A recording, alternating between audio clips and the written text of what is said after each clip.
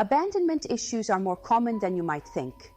Many of us as children experience physical, emotional, or psychological abandonment in some way, whether through emotionally unavailable parents, divorce, or feeling like our emotions didn't matter. These experiences often leave behind an abandonment wound that affects us well into adulthood. But what if I told you that healing this wound can completely transform how you relate to others and yourself? In today's video, we'll uncover 7 signs you may have abandonment issues, and more importantly, how you can begin to heal them. By the end, you'll not only have a deeper understanding of yourself, but also a practical tool to break free from these emotional chains. Stay until the end, because I'll be sharing a powerful exercise that will help you reconnect with yourself and finally let go of the patterns that no longer serve you. 1. Oversensitivity to criticism or feedback. One of the clearest signs of abandonment issues is being overly sensitive to criticism or feedback. If you find yourself cringing at even the slightest hint of disapproval or feeling crushed by a comment that others might shrug off, it's possible that an abandonment wound is at play. This sensitivity stems from the fear of rejection, the fear that if someone disapproves of you, it means you are unworthy or unlovable.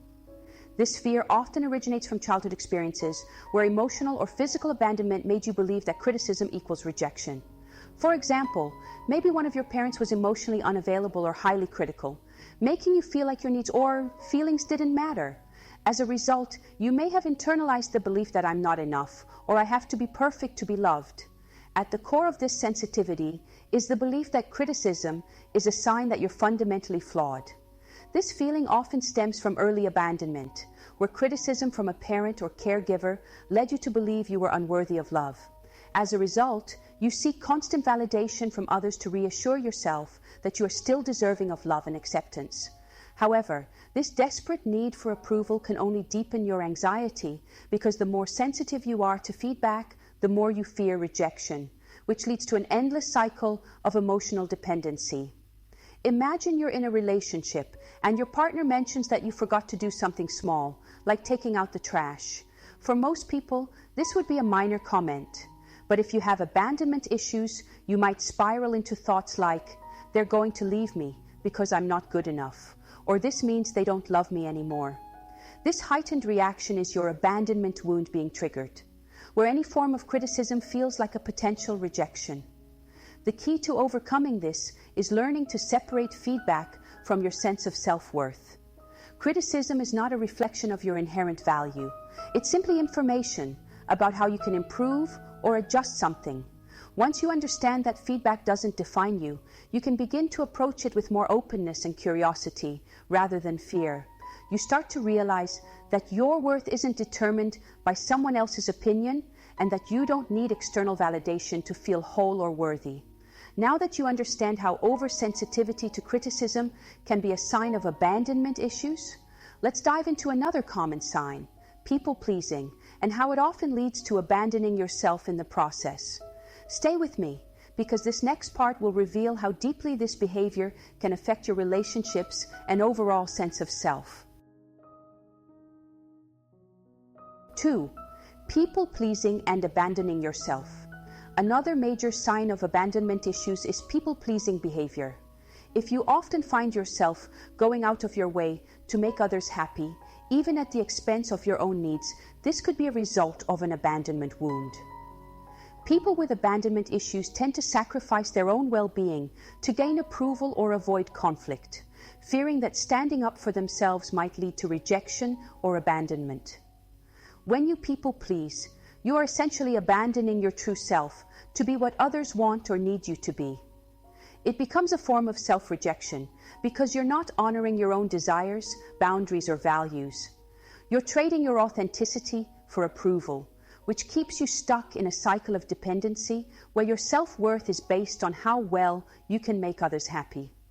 Let's say a friend asks you for a favor, but you're already overwhelmed with your own responsibilities. Instead of politely declining, you say yes because you don't want to disappoint them. Afterward, you might feel resentful, exhausted, or even angry. but you'll still prioritize their needs over your own to maintain their approval. This is a classic example of people-pleasing, abandoning your own boundaries to prevent potential rejection. The solution to people-pleasing is learning to set boundaries and prioritize your own needs without guilt. This doesn't mean you become selfish or stop caring about others. It means you honor yourself first so you can show up authentically in relationships. Start by checking in with yourself before making decisions. Ask yourself, am I doing this because I truly want to, or am I doing it out of fear of rejection? This self-awareness will help you make choices that align with your values and needs, rather than constantly seeking external validation. As you begin to reclaim your own needs and set healthy boundaries, you'll start noticing major shifts in your relationships. Now, let's explore another common sign of abandonment issues: jealousy and insecurity, and how they can impact your sense of self-worth. Stay tuned, because what I'm about to share could shift your entire perspective on relationships. 3. Jealousy and insecurity in relationships. Jealousy and insecurity are other common signs of abandonment issues. If you constantly worry that your partner might leave you or that you're not good enough to keep their interest, these feelings often trace back to unresolved abandonment wounds. When we experience abandonment as children, we internalize a belief that love is not stable or secure, which causes us to doubt ourselves and our relationships as adults.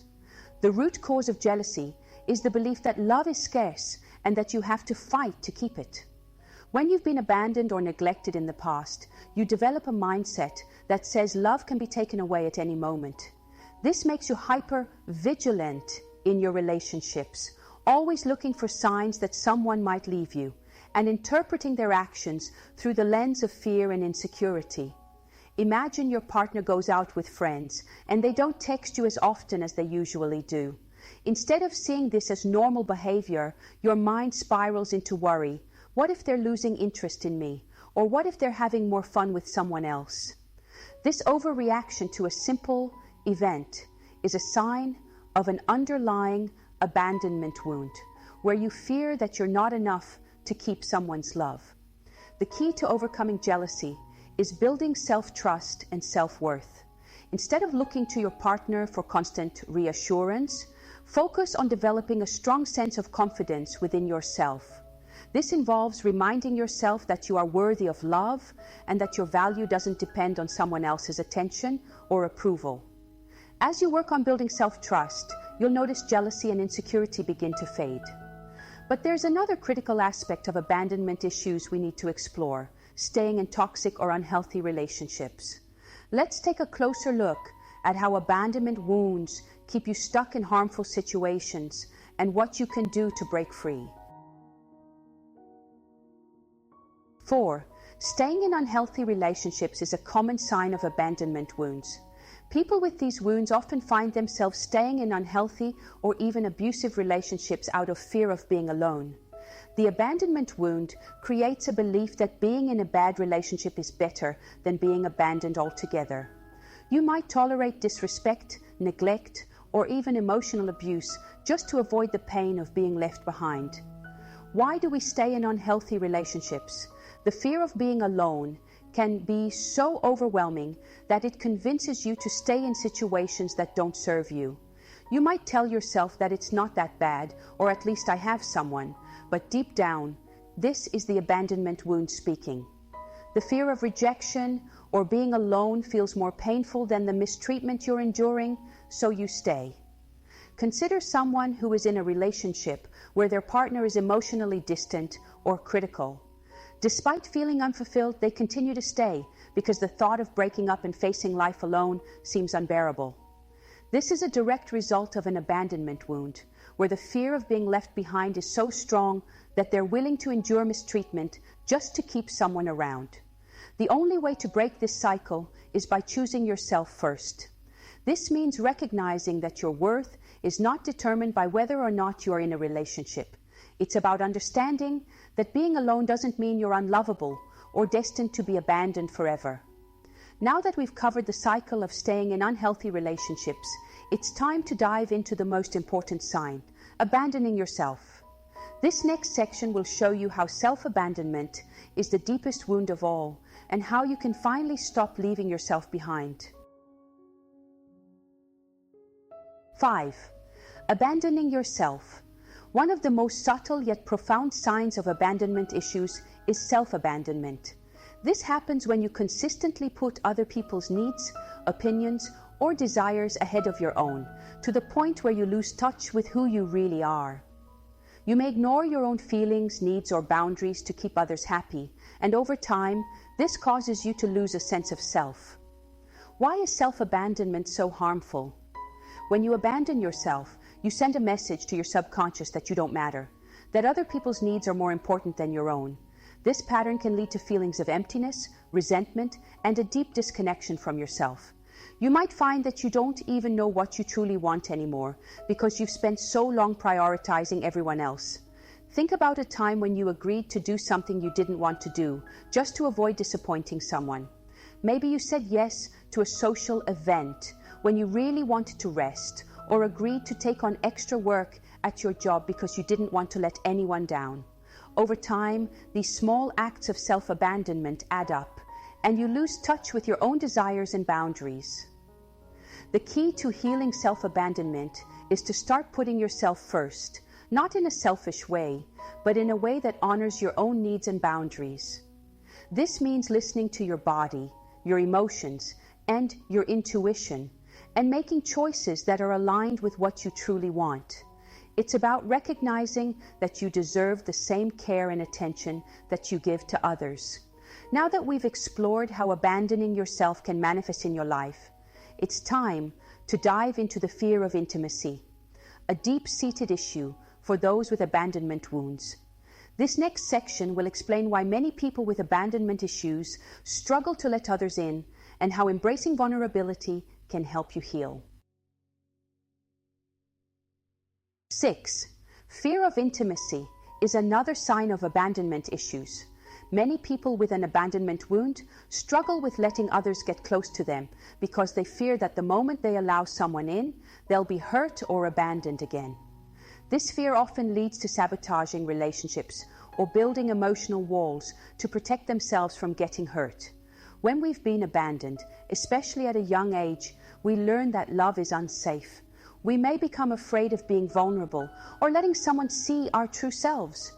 We fear that if we open up, the other person will eventually leave, and we'll be left to deal with the pain of rejection all over again. This fear of abandonment creates a cycle where you might push people away or sabotage relationships before they even have a chance to grow. Imagine you're in a new relationship and everything is going well, but as the relationship deepens, you start to pull back emotionally. You might find yourself creating distance, avoiding deeper conversations, or even finding reasons to argue. This fear of getting too close stems from the underlying belief that if you let someone in, they'll eventually leave, and it will hurt even more. The key to overcoming fear of intimacy is learning to embrace vulnerability. This means allowing yourself to open up to others, even if there's a risk of getting hurt. It's about recognizing that true connection requires emotional openness, and that you can't fully experience love if you're always keeping people at arm's length. By slowly allowing yourself to be vulnerable in relationships, you begin to heal the fear of abandonment and open yourself up to deeper connections. Now that you understand how fear of intimacy can keep you from forming deeper connections, it's time to look at the final sign: emotional numbness. This next part will help you understand why shutting down emotionally might seem like protection, but is ultimately holding you back from true healing and connection. 7. The final sign of abandonment issues is emotional numbness. When we've been abandoned or hurt, it's common to shut down emotionally as a way to protect ourselves. We may become detached from our own feelings, avoiding emotional experiences altogether because they feel too painful. This emotional numbness can manifest as difficulty connecting with others, feeling distant in relationships, or even feeling disconnected from your own emotions. Emotional numbness is a defense mechanism that protects us from feeling the full weight of our abandonment wound. When we've been hurt in the past, it's easier to shut down emotionally than to risk getting hurt again. This detachment can keep us safe in the short term, but it also prevents us from fully experiencing life, love, and connection. Think about a time when something upsetting happened, and instead of feeling sad or angry, you felt nothing at all. Maybe you told yourself that you didn't care or that it wasn't a big deal, but deep down, you were avoiding the pain of the situation. This emotional numbness is a sign that your abandonment wound has caused you to shut down emotionally to protect yourself from further hurt. Healing emotional numbness involves slowly reconnecting with your feelings in a safe and gentle way.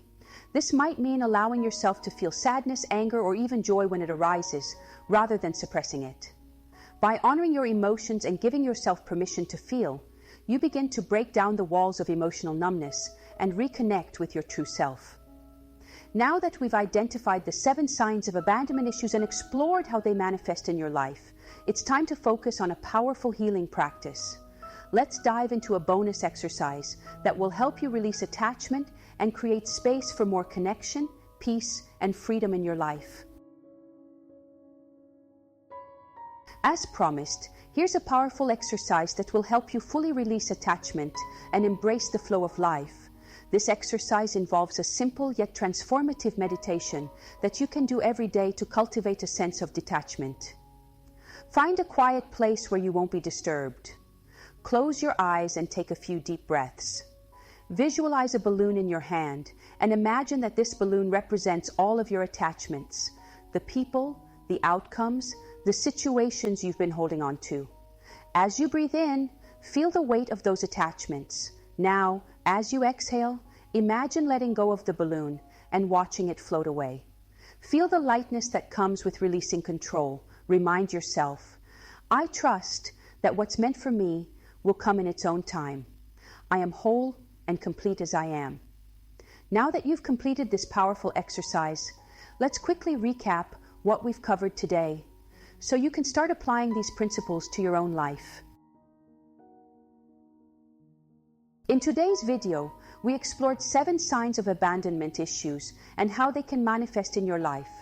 We also discussed powerful ways to heal these wounds, from learning to set boundaries to reclaiming your sense of self-worth.